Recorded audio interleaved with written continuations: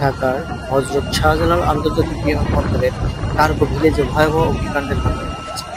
আজ শনিবার ১৮ অক্টোবর বেলা ২:৩০টার দিকে বিমানবন্দরের ৮ নম্বর গেট সংলগ্ন কার্গো জোনে এই আগুন লাগে।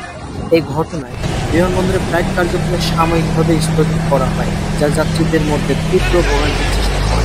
বেসামরিক বিমান চলাচল কর্তৃপক্ষ রাত ৯:৩০টার দিকে এক সংবাদ বিজ্ঞপ্তিতে জানিয়েছে কার্গো ভিলেজের আগুন নিয়ন্ত্রণে এসেছে। সেই সঙ্গে সঙ্গে রাত ৯টা থেকে বিমানবন্দরের সব ফ্লাইট কার্যক্রম পুনরায় চালু করার ঘোষণা দেওয়া হয়। তবে এর আগে বিমানবন্দর কর্তৃপক্ষের দাবি সত্ত্বেও ঘটনাস্থল থেকে আমাদের আলোকচিত্রে জানানো যায় যে আগুন নিয়ন্ত্রণে আসেনি, বরং তা কমেই বাড়ছিল।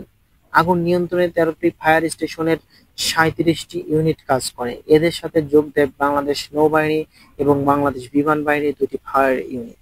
প্রাথমিকভাবে জানা গেছে অংশে যে অংশে আগুন লেগেছে সেখানে আমদানি করা পণ্যের মজুত ছিল। তবে আগুনের সূত্রপাত ও ক্ষয়ক্ষতির পরিমাণ সম্পর্কে তাৎক্ষণিকভাবে কিছু জানা যায়নি। অগ্নি নির্বাপন ও উদ্ধার অভিযানে অংশ নিতে গিয়ে আনসারের অন্তত ২৫ সদস্য আহত হয়েছেন। তাদের সিএমএইচ ও কুর্মিটোলা জেনারেল হাসপাতালে পাঠানো হয়। যদিও কুর্মিটোলা জেনারেল হাসপাতালের পরিচালক জানিয়েছেন আহতরা কেউই আগুনে দগ্ধ হয়নি, বরং অতিরিক্ত গরম ও দৌড়াদৌড়িতে সামান্য আঘাত পেয়েছেন। অগ্নিকাণ্ডের জেরে উড়ান চলাচল সাময়িকভাবে স্থগিত থাকায় বিভিন্ন ফ্লাইটের জরুরি অবতরণ করতে হয়। ঢাকাগামী অন্তত ৮টি ফ্লাইট চট্টগ্রাম শাহ আমানত আন্তর্জাতিক বিমানবন্দরে অবতরণ করে।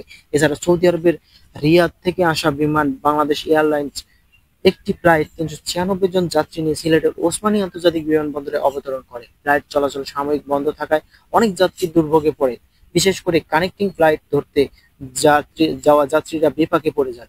পরিস্থিতি স্বাভাবিক হওয়ার পর রাত ৯টা থেকে বিমানবন্দরে কার্যক্রম পুরোদমে শুরু হবে বলে আশা করা যাচ্ছে।